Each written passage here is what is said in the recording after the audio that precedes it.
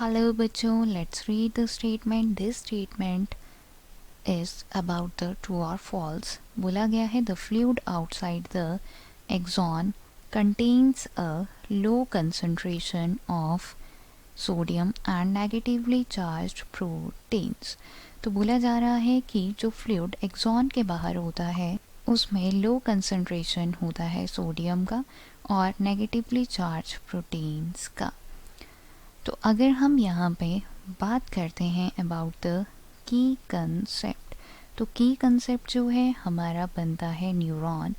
Neurons जो हैं ये हमारे एक्साइटेबल सेल्स होते हैं और इस दौरान जब ये एक्साइटेड होते हैं तो इनकी जो मेम्ब्रेन है ये पोलराइज स्टेट में होती है. इसकी मेम्ब्रेन पे बहुत सारे आयन चैनल्स जो हैं प्रेजेंट होते हैं.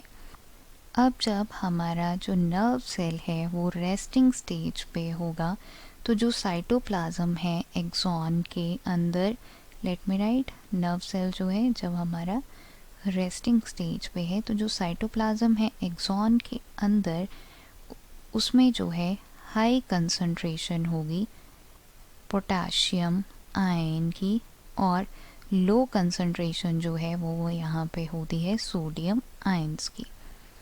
बट एक्सॉन के बाहर, ये तो हमने जो है अंदर की बात की है, अब जो एक्सॉन के बाहर सराउंडेड फ्लूइड होता है वहाँ पे लो कंसंट्रेशन होती है पोटेशियम आयन की और हायर कंसंट्रेशन यहाँ पे होती है सोडियम आयन की.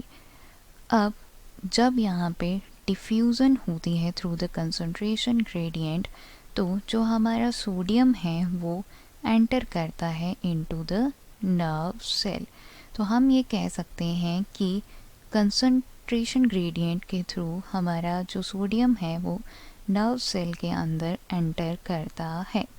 अब अगर आप स्टेटमेंट देखेंगे तो यहाँ पे बोला जा रहा है the fluid outside the axon contain low concentration of sodium. तो ये स्टेटमेंट क्लियरली हमारा यहाँ पे फॉल्स हो जाता है बिकॉज लो कंसंट्रेशन यहाँ पे पोटेशियम आयंस की होती है. So this is here about the statement. I hope you understood it well. Best of luck.